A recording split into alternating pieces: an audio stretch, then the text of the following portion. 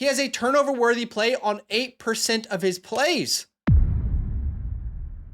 And to make matters worse, in every category, he is worse than Bryce Young and Skylar Thompson.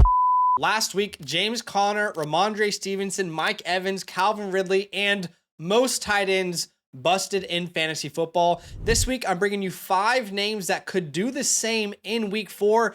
These guys give me bubble guts when I'm thinking about putting them into the lineup. So far, through 3 weeks, we have an 80% hit rate on these videos. So I know some of these claims might be crazy, but I got a little bit of a history to back it up. And let me be 100% transparent. I don't want to make this video. This video gives you guys every chance to come back and absolutely clown on me. People do it every week if I miss, but I think I want to be the guy to say every week, you know what? I'm scared about these players. If no one's going to say it, I'm going to say it, all right? The first player we're scared about is Zach Charbonnet at the Detroit Lions. Shoot, if Ken Walker starts, I'm a little bit nervous as well, but I think he's a better player. Zach Charbonnet really concerns me. He's a top 10 running back through 3 weeks. He's been on an absolute roll, 17 points in week 2, 25 points in week 3, but this matchup is really scary to me. The Detroit rush defense is different gravy, guys. Detroit gives up the fewest points per game to running backs in 2024. Guys, on average, the Detroit rushing defense is giving up 8 points per game, not to one running back, to an entire running back room. Per week, 8 points per game. That's all they've given up on average through 3 weeks. Rachaad White, decent player, 3 points against this defense, 1.8 yards per carry. Okay, Rachaad White's not efficient. How about James Conner? James Conner's been so good this year. He had 19 points in both of his first 2 games. Then he faced this defense. He averaged 1.9 yards per carry. He had 3.5 PPR points. This is making me nervous to start Zach Charbonnet, okay? The Lions defense in 2024, the 4th fewest rushing yards per game to opposing teams, and the 9th fewest total points allowed per game to opposing offenses. Look, I get it. If you don't have a clear better option than Zach Charbonnet, you got to play him. The point of this video is not to tell you that all these guys are going to bust. The point of this video is to tell you, I have concerns. Here's the data. Here's the rationale. Now you have to put your big boy pants on and make your own decision. Hopefully you understand that. But I would rather start Zach Moss, Travis Etienne, Tony Pollard, Brian Robinson, and James Conner this week. The second player that I'm really nervous to play, I don't think he's startable. I really don't. I really don't think you can play the same. Michael Pittman versus the Pittsburgh Steelers. Firstly, the matchup is awful. Pittsburgh gives up the 4th fewest points to fantasy wide receivers this year. All right, Drake London had 3.5 points against this team. That is the only week that Drake London has busted so far in 2024. Courtland Sutton had just 3.6 fantasy points versus this team. He only had 1 single catch. The Steelers defense in 2024 allows the 5th fewest passing yards per game, the fewest total yards per game, and the fewest total points allowed to opposing offenses. Guys, this is the only defense in the NFL allowing under 10 points to offenses per week. But the bigger problem here is, even if it was a good matchup, could you really start Michael Pittman? Because he's got a quarterback right now that couldn't hit the ocean if he was skipping stones on a shoreline. It's like it's just rough right now. I'm sorry, Colts fans. It is rough to watch. There have been 34 quarterbacks in the NFL who have dropped back, 40 times. Let's repeat that. There have been 34 quarterbacks in the NFL this year that have dropped back 40 times. Here is where Anthony Richardson ranks amongst those 34 eligible quarterbacks. Completion percentage, dead last. He's not even completing 50% of his passes. His adjusted completion percentage, which takes away, the throwaways, so it's like very accurate, dead last. His PFF passing grade is 31st out of 34 quarterbacks. His turnover-worthy play percentage is the worst. He has a turnover-worthy play on 8% of his plays. And to make matters worse, in every category, he is worse than Bryce Young and Skylar Thompson. I'm sorry, we have to see some progression from this guy before we can trust him at any point. I would rather start Khalil Shakir, Darnell Mooney, Jordan Addison coming back, Tank Dell if he plays. Tank Dell might not play, he probably won't. Terry McLaurin, Rome Odunze, I'd rather start any of those names, honestly. I mean, you might even add Michael Wilson to this list versus Washington. All right, the third player I'm very nervous about, and it's less about the matchup, is Rachaad White versus Philadelphia.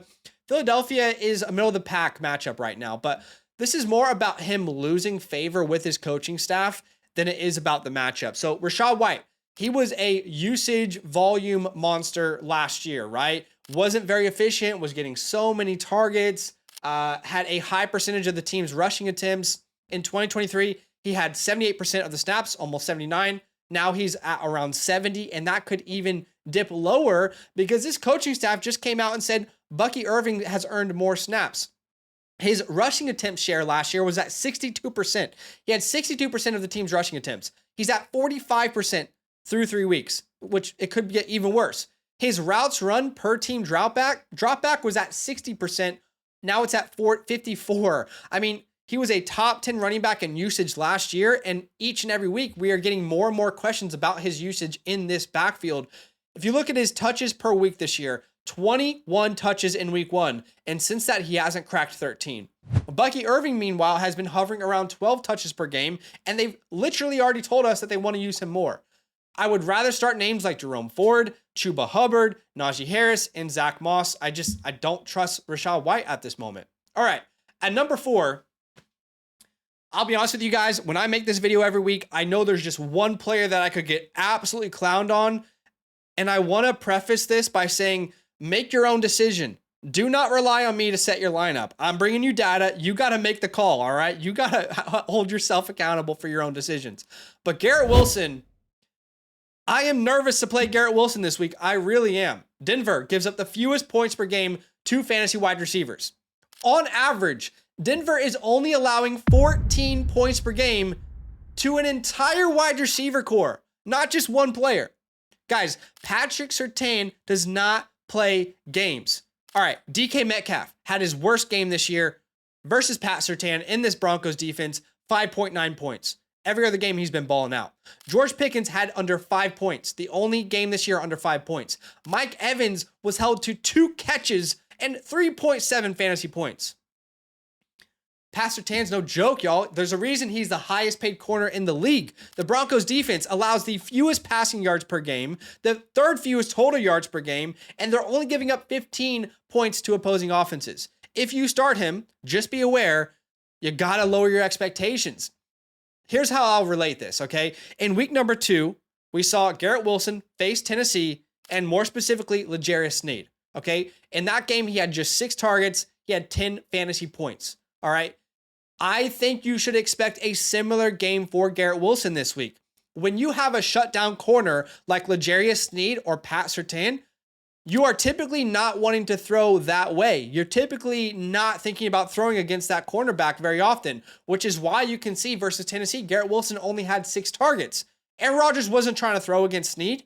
So I am concerned. I think this could be a similar situation. I'm expecting around 10 fantasy points. If that's good enough for you, go crazy. You know, here's the reality. Aaron Rodgers is so freaking good. Garrett Wilson is so freaking good. So I totally can recognize that Garrett Wilson could go off this week, but you got to make your own decisions. I would rather start Deontay Johnson. I really would. I'd rather start Brandon Ayuk. I'd rather start Amari Cooper, DK Metcalf. I'd rather start either of the Bucs wide receivers. So if you have those options, totally.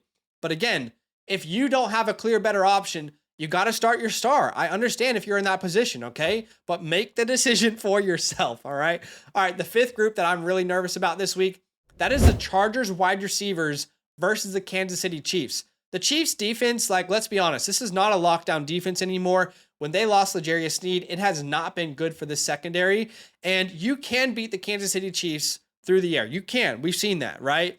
But they have held Zay Flowers to 11 points. They held Jamar Chase to 7.5 points. So it's still a pretty difficult matchup, all things considered. But here's my issue with this. I don't think Justin Herbert plays. And if Justin Herbert doesn't play, what you're now facing is a low volume passing offense. And there's going to be a lack of efficiency because there's no Justin Herbert. Instead, it will be Taylor Heineke. That is very concerning to me. So I personally am not comfortable starting the Chargers wide receivers. You can make the narrative that they're going to have to throw because of Kansas City's offense. I can totally see that. I can see that range of outcome, but I'd rather start Khalil Shakir, Darnell Mooney, Jordan Addison, Tank Dell if he plays. I don't know if he'll play, Terry McLaurin, or Rome Odunze. So again, you can tell the type of comments I've been getting on these videos, but I have to clarify. Do not make a call because of me. Take the information that I've given you in this video, put your big boy pants on, and make a decision for yourself and own that. Have accountability for it. I'm just giving you the information. I'm just telling you what I would do. I'm telling you if you have these other options, I'd rather play them. But of course, I cannot predict the future, right? But we have an 80% hit rate on these videos, so I think we're doing pretty damn good so far. I appreciate you guys for watching. Do me a favor, hit that like button, subscribe if you like the content. And the last thing that I will say is if you desperately need help with who to start and sit this week or a trade question, check out the pinned comment. There is a link to our website. You can get a hold of us there. We'll answer any question. Even when we're offline, we're there to help you.